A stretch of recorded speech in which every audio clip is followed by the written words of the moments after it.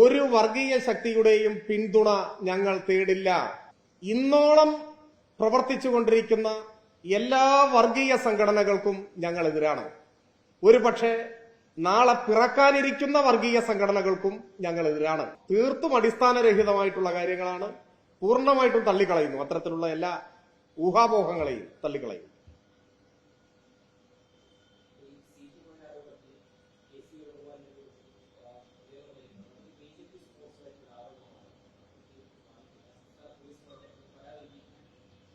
BJP sponsored ആരോപണമാണെങ്കിൽ സ്വന്തം PA മാറ്റി നിർത്തിയതിനാ? ധീരമായി പറയല്ലേ വേണ്ടത്. ഈ ആരോപണം BJP സ്പോൺസേഡ് ആണ്, ഇത് കളവാണ്, നിയമ നടപടി സ്വീകരിച്ച് നേരിട്ട് പോണ്ടേ. എന്തിനാ PA മാറ്റിയേ? കാശ് വാങ്ങിയില്ലെങ്കിൽ എന്തിന് PA മാറ്റി? PA ബലിയാടാക്കുകയല്ലേ ചെയ്യുന്നത്. എന്തിന് പ്രിയങ്ക ഗാന്ധി PA മാറ്റി? എങ്ങനെ ഈ ആരോപണ വിധേയരായ ഒരാളുടെ മകന്റെ അക്കൗണ്ടിൽ കാശ് വന്നു? എങ്ങനെ സ്വന്തം അക്കൗണ്ടിൽ കാശ് വന്നു? അക്കൗണ്ടിൽ കാശ് വന്നിട്ട് ആരോപണമാണെന്ന് പറയാൻ പറ്റും? അങ്ങനെ പറയാൻ പറ്റില്ലല്ലോ. അപ്പോ തെളിവുകൾ സഹിതമാണ് ആരോപണം. ഇത് ഒറ്റപ്പെട്ടതല്ല. ഇപ്പൊ ബീഹാറിൽ നിന്ന് വരുന്നു, ഞാൻ പറഞ്ഞില്ലേ, ബീഹാർ മുതൽ തൃശൂർ വരെ സീറ്റ് കുംഭകോണത്തിന്റെ ആരോപണങ്ങൾ വരികയാണ്. ഈ ആരോപണങ്ങളുടെ പശ്ചാത്തലത്തിൽ രേഖാപരമായും സാഹചര്യത്തിലുമുള്ള തെളിവുകൾ നമ്മുടെ മുന്നിലുണ്ട്. ആ തെളിവുകൾ ആണ് കോൺഗ്രസിന് മറുപടി പറയേണ്ടതായി അവശേഷിക്കുന്നത്. അതിലൊന്നും ഒരാശയക്കുഴപ്പവുമില്ല. ആശയക്കുഴപ്പവുമില്ല, ആശയ വ്യക്തതയുണ്ട് താനും. ഞാനവിടെ പറഞ്ഞു, അവിടെ ഇതെല്ലാം കൈകാര്യം ചെയ്യുന്നത് ഏതെങ്കിലും ഒരു വ്യക്തിയല്ല, ഒരു കമ്മിറ്റിയാണ്, അതിന്റെ നേതൃത്വമാണ്.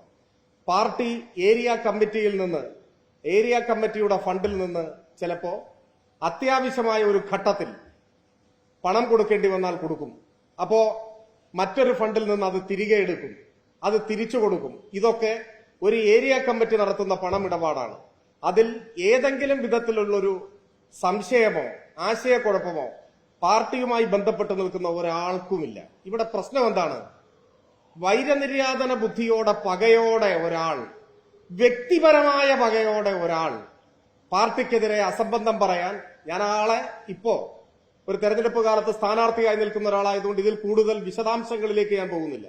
അതൊരു പ്രതിപക്ഷ മര്യാദയല്ലല്ലോ, അതുകൊണ്ട് ഞാൻ പോകുന്നില്ല.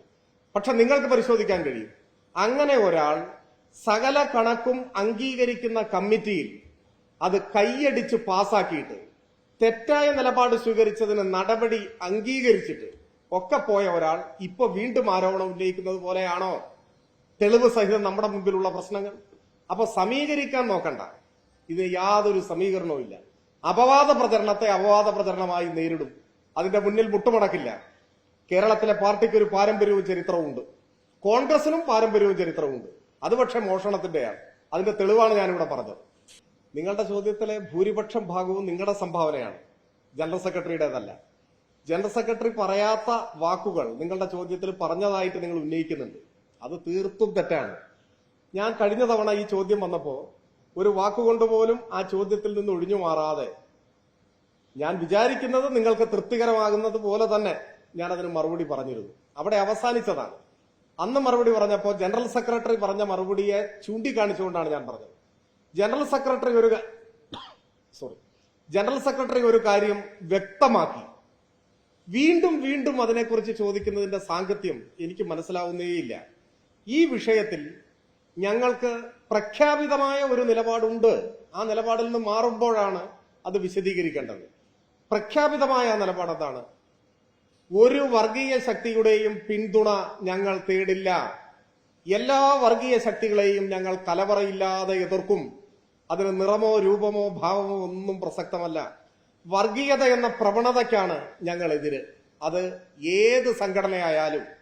കുറെ കൂടി വ്യക്തമായി പറഞ്ഞാൽ, ഇന്നോളം പ്രവർത്തിച്ചുകൊണ്ടിരിക്കുന്ന എല്ലാ വർഗീയ സംഘടനകൾക്കും ഞങ്ങൾ എതിരാണ്. ഒരുപക്ഷെ നാളെ പിറക്കാനിരിക്കുന്ന വർഗീയ സംഘടനകൾക്കും ഞങ്ങൾ എതിരാണ്. ഈ വിഷയത്തിൽ കൂടുതൽ ചോദ്യത്തിന് പ്രസക്തിയേയില്ല. പിന്നെ ഞാൻ ആലോചിക്കുകയായിരുന്നു, നിങ്ങൾ ഉന്നയിച്ച സംഘടന, അവര് നോമിനേഷൻ കൊടുത്തത് മരവിപ്പിച്ച വാർത്ത വന്നത് മഞ്ചേശ്വരത്താണ്. അത് സംബന്ധിച്ച് വിശദമാക്കപ്പെട്ടത് മുസ്ലിം ലീഗിന്റെ നേതാക്കൾ അഭ്യർത്ഥിച്ചു എന്നാണ്. ലീഗ് നേതാക്കളുടെ അഭ്യർത്ഥന കേട്ട് സ്ഥാനാർത്ഥിത്വം മരവിപ്പിച്ച, എന്ന് വെച്ചാൽ കൊടുത്ത നോമിനേഷൻ മരവിപ്പിച്ച ഒരു സംഘടന ഞങ്ങളുമായി എന്തിനാണ് ബന്ധപ്പെടുത്തി പറയുന്നത്? അവരുമായിട്ടല്ലേ ബന്ധം? അങ്ങനെയല്ലേ പറഞ്ഞു. ഞാനിപ്പോ ഈ വാർത്താ സമ്മേളനത്തിലേക്ക് വരുന്നതിന് മുൻപ് നിങ്ങൾ ആരോ ഒരു ചാനൽ റിപ്പോർട്ട് ചെയ്ത വാർത്തയുടെ ഒരു ഭാഗം യാദൃച്ഛികമായി കണ്ടത്, വണ്ടൂരിലെ കോൺഗ്രസിന്റെ സ്ഥാനാർത്ഥി അദ്ദേഹം പറയുകയാണ് ഈ സംഘടനയിൽ നിന്ന് വോട്ട് സ്വീകരിക്കും എന്ന് അദ്ദേഹം പറയുകയാണ്. അപ്പൊ ചോദ്യം അതല്ലേ വേണ്ടത്? ഞങ്ങളുടെ നിലപാട് ഞങ്ങൾ വ്യക്തമാക്കിയിരിക്കുന്നു. ജനറൽ സെക്രട്ടറി പറഞ്ഞാൽ ഇത് കോൺഗ്രസ് അല്ല, ആ നിലപാടാണ് ബാധകം എല്ലാവർക്കും. മുഖ്യമന്ത്രിയുടെ വാർത്താ സമ്മേളനം ഞാൻ കണ്ടു. അദ്ദേഹവും അർത്ഥശങ്കയ്ക്കില്ലാതെ ഇത് പറഞ്ഞു. ഈ പറയപ്പെട്ട സംഘടന ഇനി ഇങ്ങനെയൊക്കെ ഞങ്ങൾ പറഞ്ഞിട്ടും ഞങ്ങൾ ഇടതുപക്ഷത്തെ പിന്തുണയ്ക്കുന്നു എന്ന് പറഞ്ഞാൽ അപ്പൊ അതിനെക്കുറിച്ച് ഒരു ചോദ്യം വീണ്ടും അവശേഷിക്കും. നോക്കുമ്പോൾ അങ്ങനെയും പറഞ്ഞിട്ടില്ല. മഞ്ചേശ്വരത്ത് കാണുന്നത് മറിച്ചാണ്. വണ്ടൂരിലെ സ്ഥാനാർത്ഥി പറയുന്നത് സ്വീകരിക്കും, അദ്ദേഹം സ്വാഗതം ചെയ്യുകയാണ്. അപ്പൊ ഈ ചോദ്യം അപ്രസക്തമാണ്. ഞാൻ ന്യായമായും സംശയിക്കുന്നു നിങ്ങൾ ഈ ഒരു വിഷയം ആവർത്തിച്ച് ചർച്ച ചെയ്തുകൊണ്ടിരിക്കുകയാണ്. അത് ഉചിതമേ അല്ല. ഞങ്ങളുടെ നിലപാട് വ്യക്തം. അത് വർഗീയതയ്ക്കെതിരാണ്.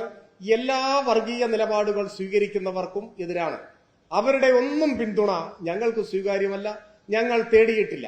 ഞങ്ങൾ അങ്ങനെ പിന്തുണ തേടിയിട്ടില്ല. അത് മുഖ്യമന്ത്രിയും പറഞ്ഞു. ഇനി ഇതിൽ കൂടുതൽ എന്താണ് പറയുന്നത്? നിങ്ങൾക്ക് അവരാണോ വിശ്വാസം? അല്ലല്ല, ഞങ്ങളുമായി ബന്ധപ്പെട്ട കാര്യത്തിൽ, മഞ്ചേശ്വരത്തെ കാര്യത്തിന് സാഹചര്യ തെളിവില്ലേ, മരവിപ്പിച്ചില്ലേ സ്ഥാനാർത്ഥിയെ? അല്ലാതെ ഞാൻ പറയല്ലോ ചെയ്യുന്നത്. അവര് പറഞ്ഞതനുസരിച്ച് ഡീലുണ്ടാക്കി, ധാരണയുണ്ടാക്കി, അങ്ങനെയാണോ ഞാൻ പറഞ്ഞല്ല. ഞാൻ ഉന്നയിച്ചത് ആരോപണമല്ല, ഞാൻ ചൂണ്ടിക്കാട്ടിയത് വസ്തുതയാണ്. അവിടുത്തെ സ്ഥാനാർത്ഥിത്വം പിൻവലിച്ചു, അതാണ് പറയുന്നത്. നിയമത്തെ കാര്യത്തിൽ അവിടുത്തെ സ്ഥാനാർത്ഥി പറഞ്ഞിട്ടുള്ളത് എന്താണ്? അത് ഞാൻ നോക്കി. നിങ്ങൾ ഈ പറയുന്ന വാചകം അതിലില്ല.